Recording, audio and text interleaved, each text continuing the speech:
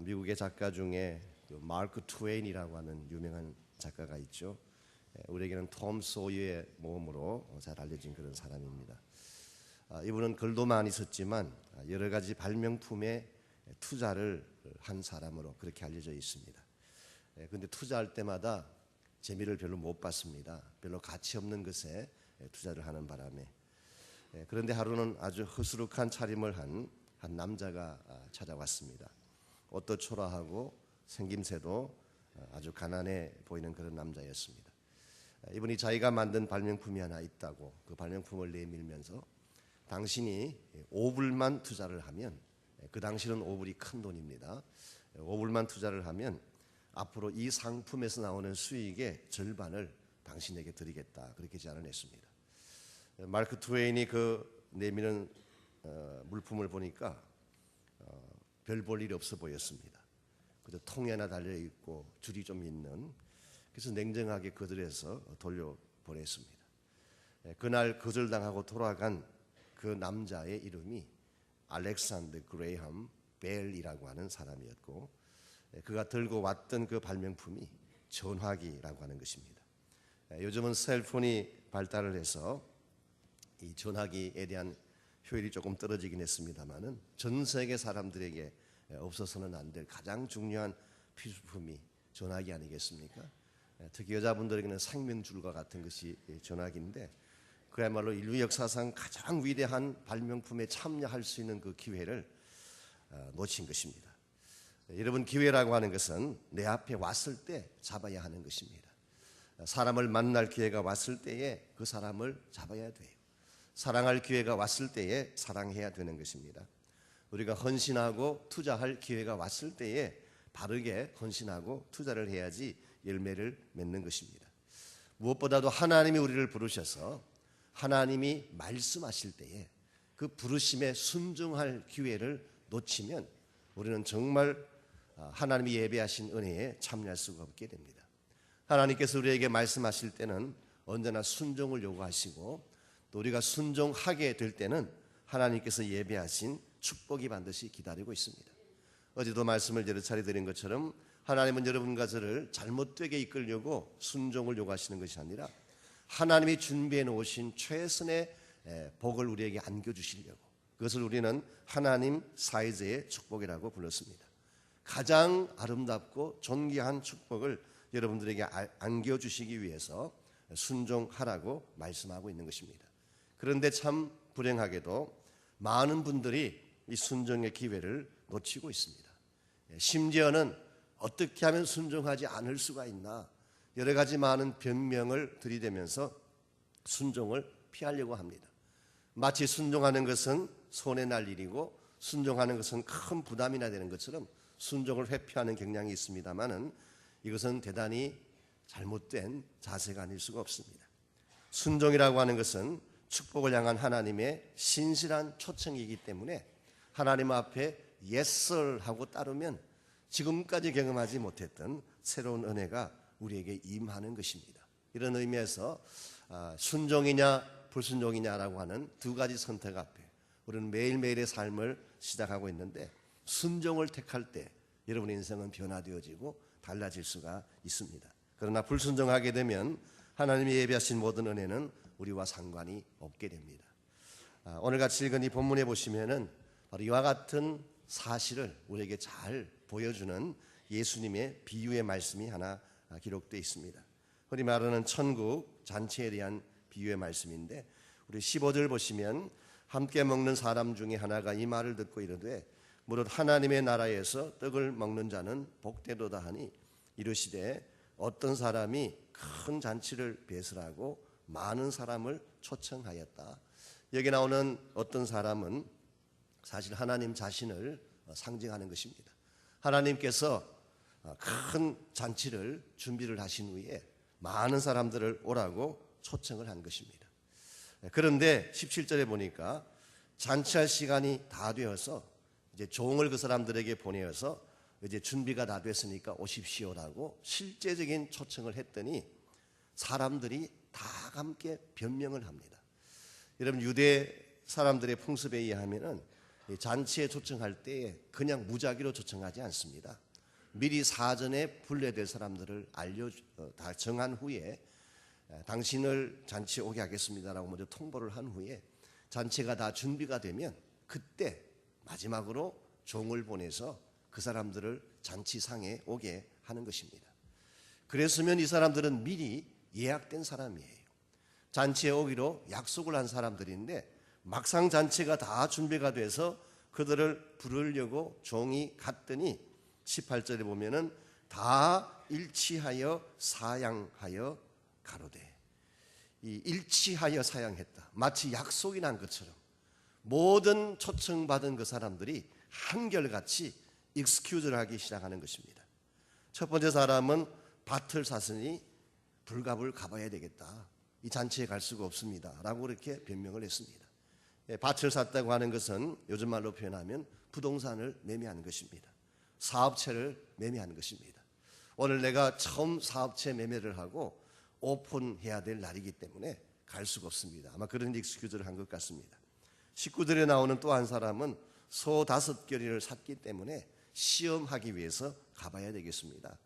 소라고 하는 것은 그 당시에 중요한 생업 도구였죠. 요즘식으로 말하면 자동차에 해당됩니다. 새 자동차를 뽑았는데 제가 테스트 드라이브를 해야 되겠습니다. 그러므로 갈 수가 없네요. 미안합니다. 그런 이야기예요. 20절에 보면 장가 들었으니까 갈 수가 없다 변명을 합니다. 모세 율법에 의하면 결혼한 사람은 1년 동안 병력의 의무를 면제시켜 주도록 하는 율법이 있습니다. 신명기 24장에 보면 그러므로 전쟁터에 나가는 경우에는 결혼이 익스큐즈가 돼요. 그것도 1년 동안 전쟁에 나가지 않도록 익스큐즈를 하는 것입니다. 그러나 오늘 이 본문의 경우는 잔치에 초청한 것이기 때문에 아무 상관이 없어요. 밥 먹으러 가는데 결혼했다고 못 갈 이유가 없지 않겠습니까? 아마도 부인이 가지 말자고 해서 안 간 것 같습니다. 부인 말을 듣느라고 못 간 것 같아요. 자, 여기에 나타난 이 사람들의 변명을 보면 우리가 통상 하던 변명이에요.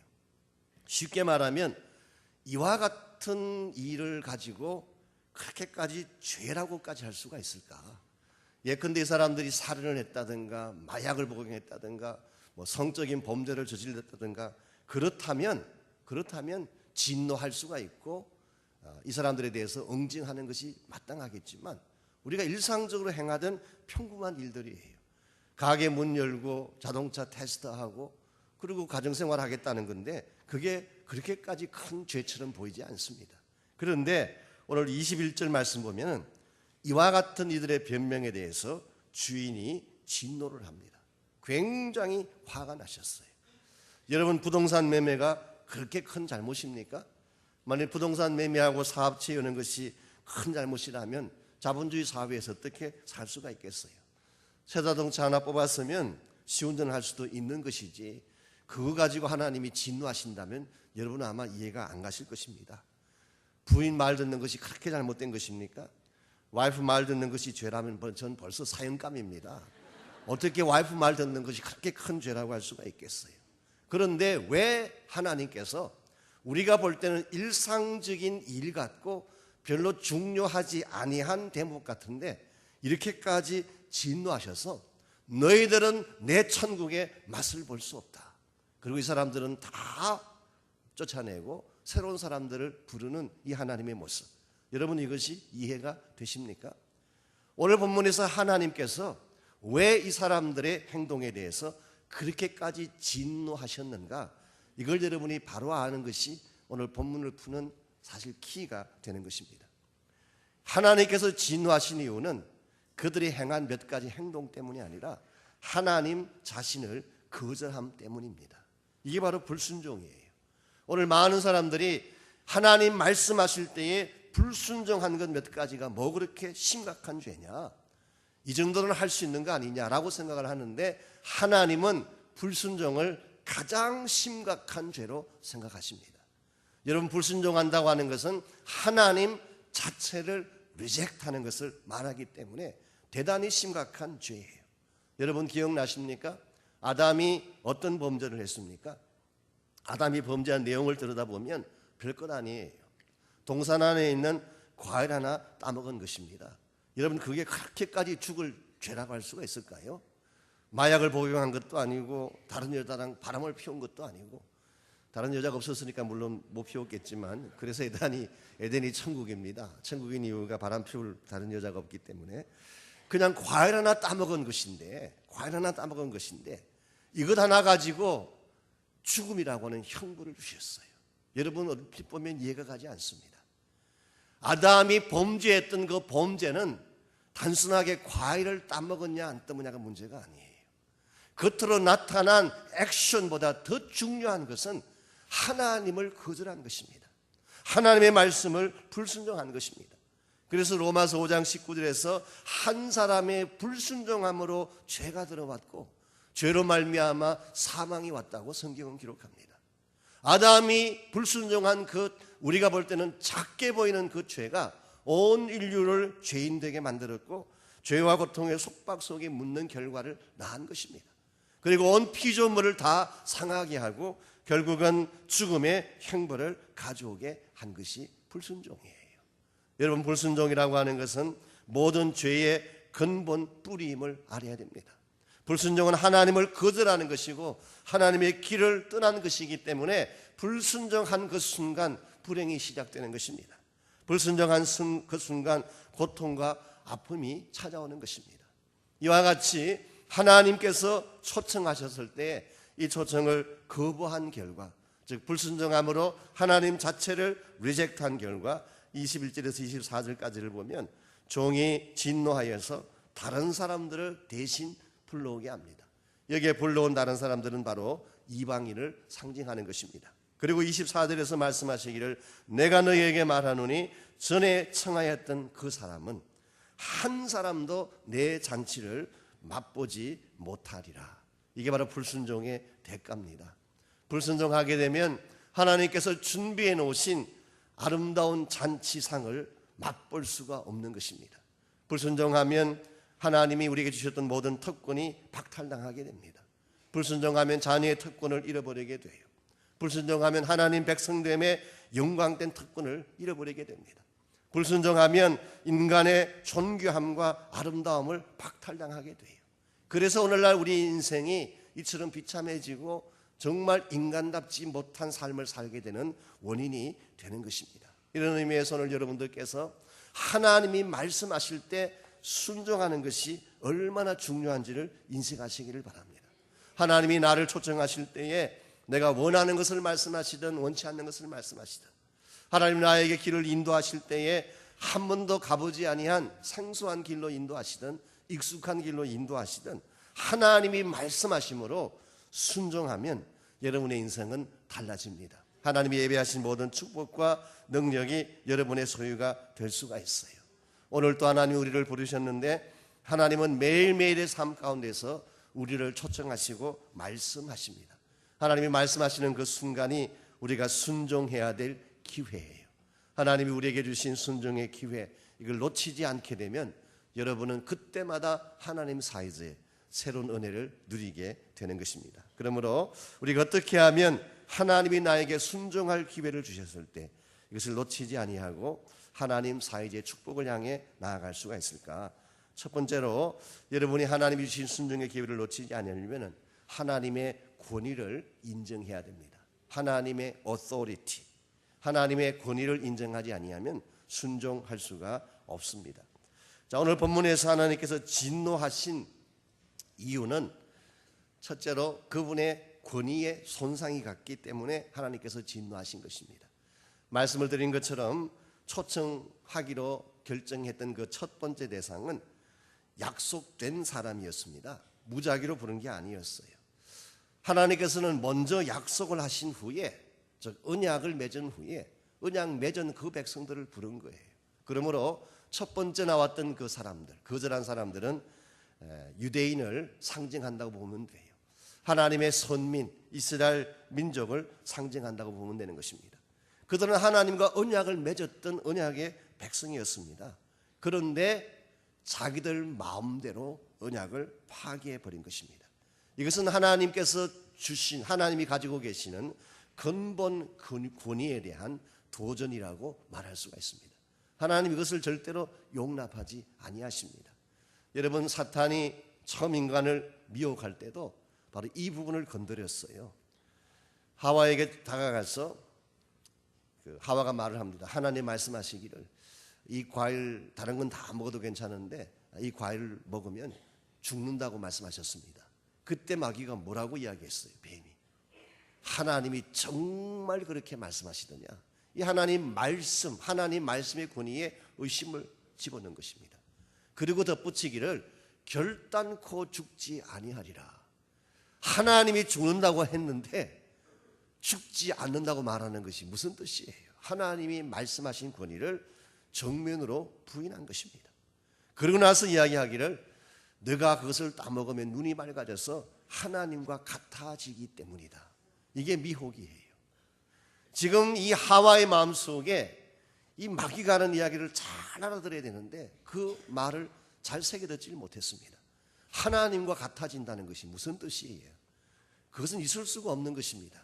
피조물인 우리 인간이 어떻게 하나님과 같아질 수가 있겠습니까? 하나님의 위치까지 올라가려고 하는 시도 자체가 있을 수가 없는 것인데 이 하와가 어리석게도 그 말을 한 후에 그 열매를 쳐다봅니다. 쳐다보니까 먹음직스럽기도 하고 보암직스럽기도 하고 지혜롭게 할 만도 하고 탐스러워요. 그때 사탄이 속삭입니다. 먹고 싶지? 그럼 먹어. 인생의 주인은 너야. 너가 인생의 주인이야. 너에게 있는 권위가 있지 않느냐? 너는 자유자야. 너가 먹고 싶은 것 먹을 수 있어. Do it as you please. 이게 바로 사탄이 유혹할 때 인간의 마음속에 던져준 메시지였습니다. 하나님께서 세워주신 절대 권위가 있는데 그 절대 권위를 무시하고 내가 주인이다. 인간이 인생의 주인이다. 나는 자유자이므로 내가 하고 싶은 대로 할 수 있다라고 해서 행한 행동이 바로 선악과를 따먹은 행위가 된 것입니다. 여러분 기억하시기 바랍니다. 참된 자유라고 하는 것은 하나님의 권위 아래 있을 때만 가능합니다. 천지를 창조하신 그 하나님 권세 밑에 있을 때 under His authority, 그분의 권세 아래 있을 때만 우리 인생이 진정한 자유를 누릴 수 있는 것이지 하나님의 권세를 떠나가면 질서가 무너져요. 하나님의 권세를 인정하지 않게 되면 그때부터 인생이 깨어지고 방황하게 되는 것입니다. 오늘 여러분과 제가 하나님에게 순종하려면 하나님이 절대 권위를 가지신 나의 왕인 것을 인정해야 됩니다.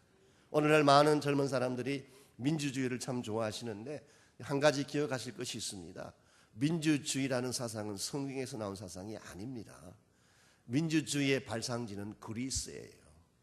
헬라 문화권에서 나온 것입니다. 그릭 컬처에서 나온 거예요. 오늘 많은 사람들이 민주주의와 성경의 가르침을 일치하는 것으로 생각을 하는데 아닙니다. 근본 뿌리가 달라요. 여러분 성경에 나오는 두 가지 뚜렷한 사상이 있지 않습니까? 하나는 헬라 사상이고 하나는 히브리 사상이에요.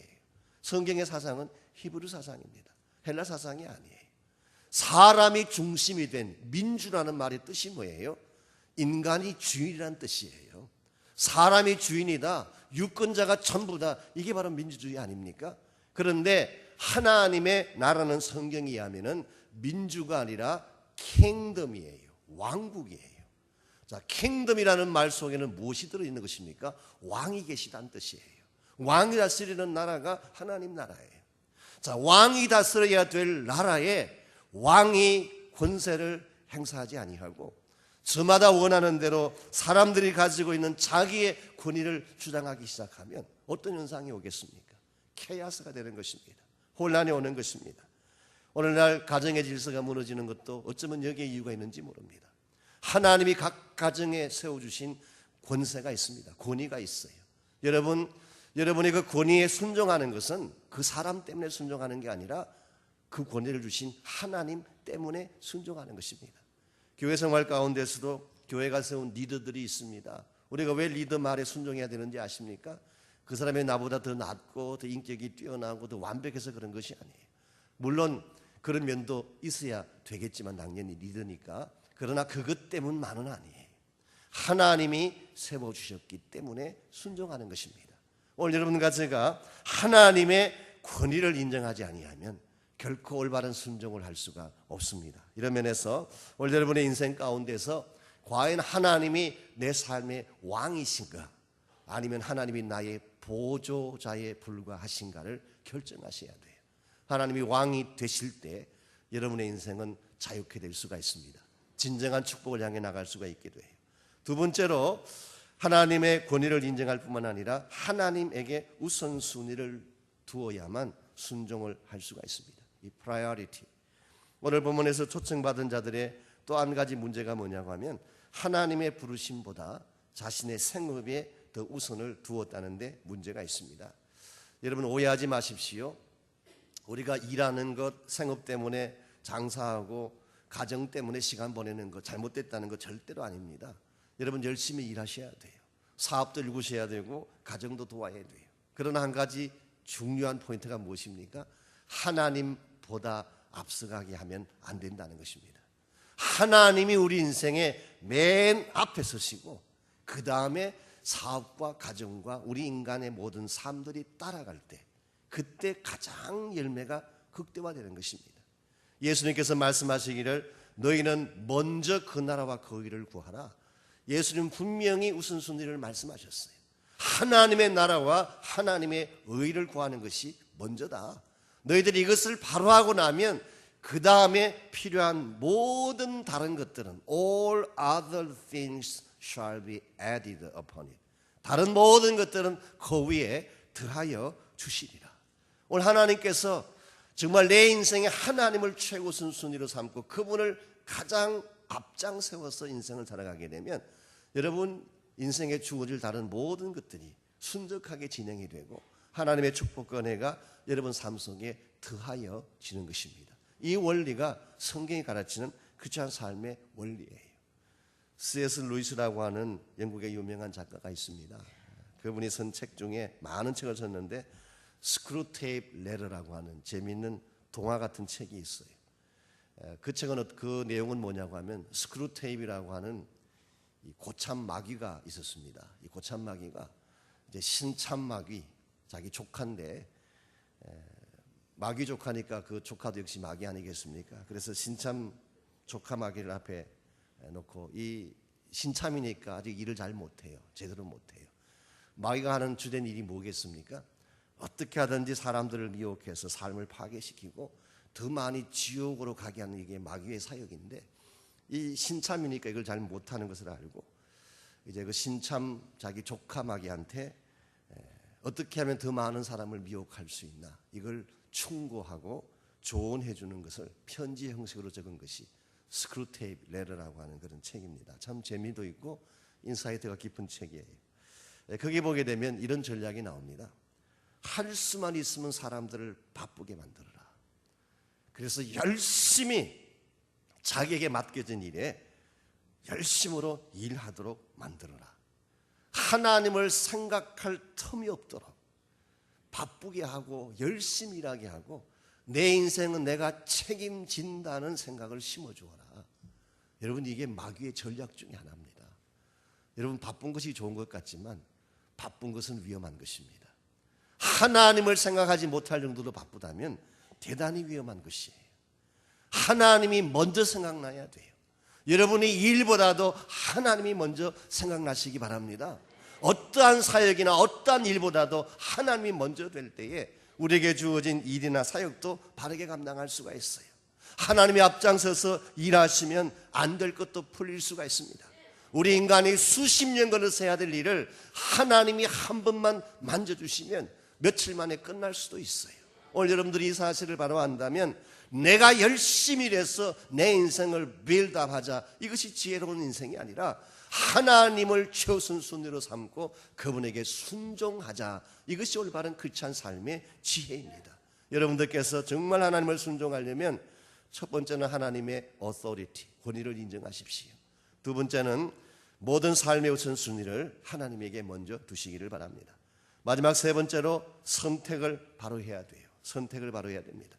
하나님의 부르심에 예스할 것인가 아니면 거절하고 내 길을 갈 것인가 여러분 선택을 해야 됩니다. 이 선택을 바로 하면 여러분의 인생이 달라질 수가 있어요.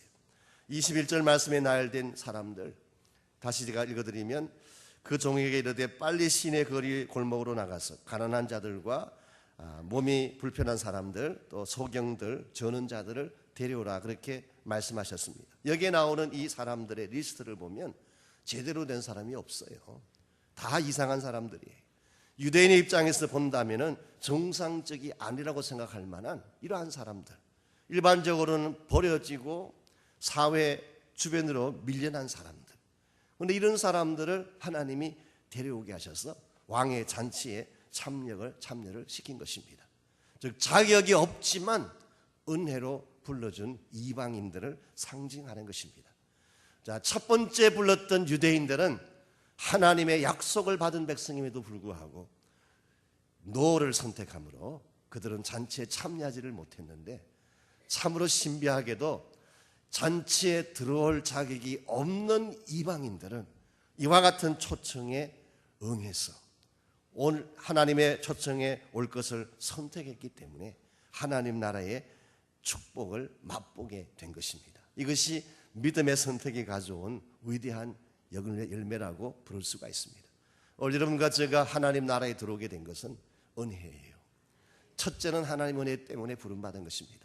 또 한 가지는 하나님이 은혜로 불러주셨을 때에 믿기로 작정하고 주 앞에 나오셨기 때문에 여러분의 인생에 변화가 일어난 것입니다. 하나님은 매일매일의 삶 가운데에 우리 앞에 수많은 부르심과 수많은 선택을 놓고 계십니다. 우리가 하나님 앞에 하나님의 앞에 순종하기를 선택하고 하나님의 순종의 기회를 놓치지 않게 되면 여러분의 인생은 천국의 잔치를 맛보는 위대한 인생이 될 수가 있고, 만일 불순종을 선택하게 되면 아무리 하나님께서 예배한 것이 위대한 축복일지라도 그 축복의 잔치에서 쫓겨나는 비참한 인생이 될 수밖에 없습니다. 순종을 택할 것인가, 불순종을 택할 것인가, 대단히 중요한 이슈입니다.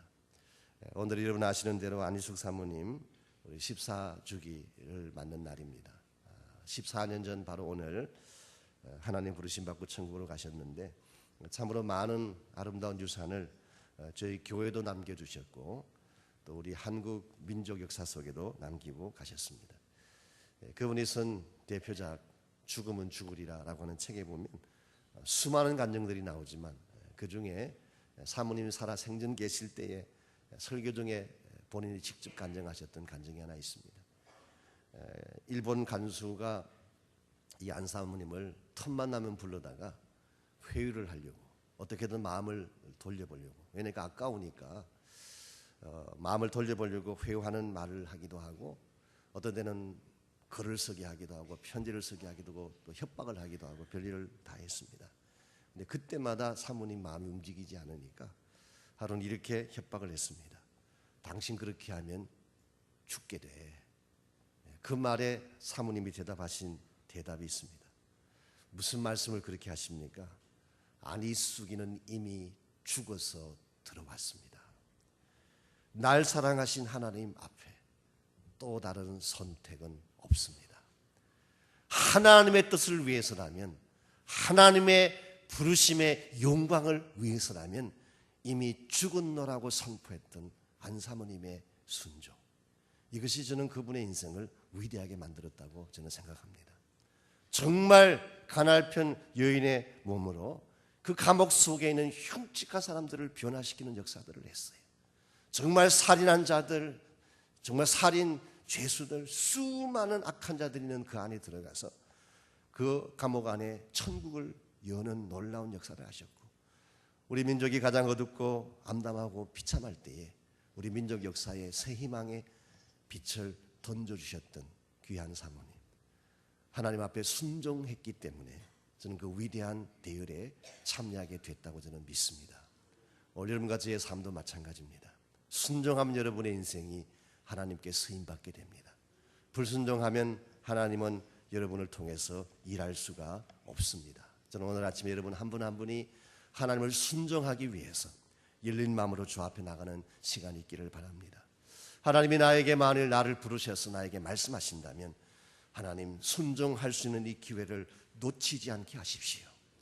미루지 않게 하시고 익스큐즈 하지 않게 하시고, 만약 하나님이 나를 사용하시기 위해서 나를 불러주신다면 주님 기쁜 마음으로 순종하겠습니다. 주님 나를 사용해 주십시오. 나의 남은 전생애가 하나님께 큰 기쁨이 되고 영광이 되게 해주십시오.